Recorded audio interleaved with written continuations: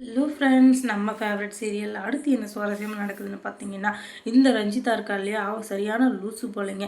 ஏதோ ஒரு இதில் ஏதோ ஒரு பேச்சை கேட்டுட்டு, இந்த ராஜேஸ்வரி பேச்சை கேட்டு இவ எல்லாமே நல்லதாக நடக்கும் அப்படின்னு சொல்லிட்டு கண்ணை மூடிட்டு நம்பிட்டு இருக்கா. ஆனால் அது எதுவுமே உண்மையும் இல்லை, அது எதுவும் நடக்கவும் போகிறதில்ல. ஏன் அப்படின்னு சொல்லிட்டு பார்த்தீங்கன்னா, இவர்கிட்ட இவளுடைய சுயநலத்துக்காக தான் எல்லாரையும் யூஸ் பண்ணிக்கிறாளே தவிர, மற்றபடி இவ யாருக்கும் எப்போவும் நல்லதும் நினைக்க மாட்டா, நல்லது நடக்கவும் விட மாட்டா. அது இந்த ரஞ்சிதாவுக்கு நல்லாவே தெரியும். ஆனால் அது தெரிஞ்சு ஏன் தான் இவ அவகிட்ட மாட்டிட்டு முழிக்கிறாலும் தெரியல. இது எதுவுமே அவள் பார்க்குற உண்மை கிடையாது.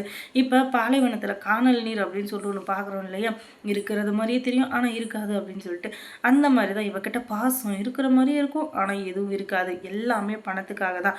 பணம் மட்டும் அவளுக்கு கிடைச்சிச்சுன்னு வச்சுக்கோங்க, அதுக்கப்புறம் யாரையும் கண்டுக்க மாட்டா. இவளுக்கு உதவி பண்ணவங்களா இருந்தாலும் சரி, அவளுக்கு ஆகாதவங்களா இருந்தாலும் சரி, யாராக இருந்தாலும் அவங்கள விட்டு வைக்க மாட்டா. அவங்களுக்கு மறுபடியும் அவள் ஹெல்ப்பும் பண்ண மாட்டா. அதெல்லாம் தெரிஞ்சும் ஏன் தான் இவங்க இருந்துக்கிட்டு அவங்களவே பிடிச்சி நீ பார்த்துருக்குறாங்களோ தெரியல. ஆனால் என்ன பண்ணுறது, பணம் தாங்க. பணம் இருந்தால் இந்த உலகத்தில் இருக்கிற மரியாதையே வேறு, பணம் இல்லைன்னா நமக்கு இருக்கிற மரியாதையே வேறு.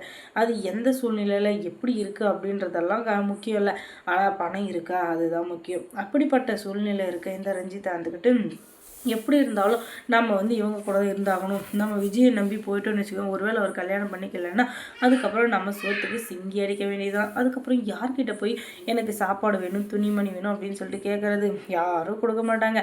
அதனால் இருக்கிற வரைக்கும் ஓட்டுவோம். விஜயை கல்யாணம் பண்ணால் நல்லதாச்சு, இல்லைன்னா இங்கேயே இருந்து நம்ம காலத்தை கழிப்போம் அப்படின்னு சொல்லிட்டு ரஞ்சிதா முடிவு எடுக்கிறாள். ஆனால் இந்த முடிவு நல்ல முடிவா அப்படின்னு சொல்லிட்டு பார்த்தா அவளுக்கு ரொம்ப கெட்ட முடிவு தான். ஏன்னா எப்போ எந்த நேரத்தில் ராஜேஸ்வரி இதுக்கிட்டு பூகம்பம் மாதிரி விழிச்சு அவள் வீட்டை விட்டு துரத்துவான்னு தெரியவே தெரியாது.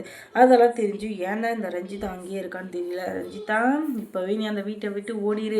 நீ ஏதோ ஒரு வேலையை செஞ்சு பொழைச்சிக்கோ, இல்லாட்டி உன்னை நல்லா பார்த்துக்கிற ஒரு பையனை பார்த்து கல்யாணம் பண்ணிக்கிட்டீங்கன்னா அதுக்கப்புறம் உன் வாழ்க்கையில் 2 மடங்கு சந்தோஷங்கள் கிடைக்கும். நீ மட்டும் அதை ஏமாற்றி விட்டுட்ட, அதுக்கப்புறம் ரொம்ப கஷ்டப்பட போகிறேன். இதையெல்லாம் நடக்கக்கூடாது அப்படின்னா நீ உன்னுடைய வாழ்க்கையை பார்த்துட்டு போகிறது தான் நல்லதை தவிர அதை விட்டுட்டு விஜய்க்காக வெயிட் பண்ணுறேன், விஜயை கல்யாணம் பண்ணிக்க போகிறோம் அப்படின்னு சொல்லிட்டு சும்மா ஆடி நின்றுச்சுக்கேன்.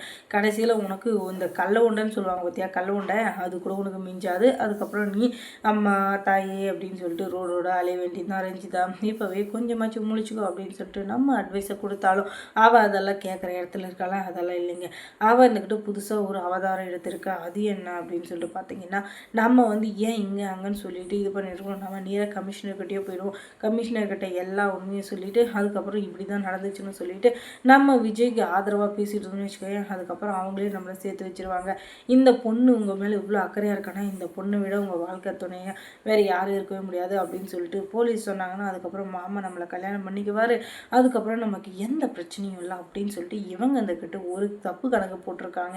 ஆனால் அந்த தப்பு கணக்கு எப்போவுமே நடக்காது அப்படின்னு சொல்லிட்டு இவங்களுக்கு தெரிஞ்சதோ தெரியலையோ தெரியல, இவங்க தப்பு கணக்கு தான் போட்டுட்ருக்காங்க. ஆனால் நம்ம ரஞ்சிதா முழிச்சுக்கிட்டா நல்லாயிருக்கும். இவங்க தப்பு கணக்கு போகிறதுல 1ஆம் நம்பர் கில்லாடி அப்படின்றது எல்லாருக்குமே தெரியும். அவங்க இப்பயும் அதே தான் பண்ணியிருக்கிறாங்க. ஏன் ரஞ்சிதா இப்படி இருக்கீங்க, கொஞ்சமாச்சும் நீங்கள் சுய சிந்தனையோடு இருக்கணும்ல. எப்போ பார்த்தாலும் யாராச்சும் ஒருத்தரை ஏமாற்றி அடித்து பிடுங்கி இதை சம்பாதிச்சு இப்படியே பொழைக்கிறத அந்த ராஜேஸ்வரி கிட்ட தான் கற்றுக்கிட்டீங்கன்னு எங்களுக்கு நல்லா தெரியுது. ஆனால் இந்த பழக்கத்தை நீங்கள் விட்டீங்கன்னா தான் உங்கள் வாழ்க்கையில் நீங்கள் கொஞ்சமாச்சும் மேலுக்கு வர முடியும் அப்படின்னு சொல்லிட்டு உங்களுக்கு ஒரு அட்வைஸ் கொடுக்குறோம்.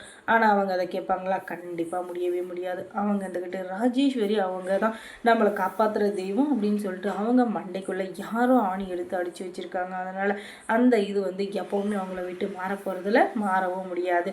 அது எல்லாருக்குமே தெரிஞ்ச விஷயந்தான். ஆனால் கமிஷனர்கிட்ட எல்லா விஷயத்தையும் சொல்லிவிட்டு இப்படி தான் நடந்துச்சு, நம்ம இவங்க இருக்காங்க இல்லையா ராஜேஸ்வரி, அவங்க தான் விஜயை போலீஸில் பிடிச்சி கொடுத்தாங்க அப்படின்னு சொல்லிட்டு எல்லா விஷயத்தையும் சொல்லி அவரை காப்பாற்றி நல்ல பேர் வாங்கலான்னு நினச்சேன். நம்ம ரஞ்சிதாவுக்கு கிடைச்சதுக்கு என்னமோ ஏமாற்றம் தான். அந்த ஏமாற்றத்துக்கு இது அவளுக்கு எதுவுமே இல்லை அப்படின்னு தான் சொல்லணும்.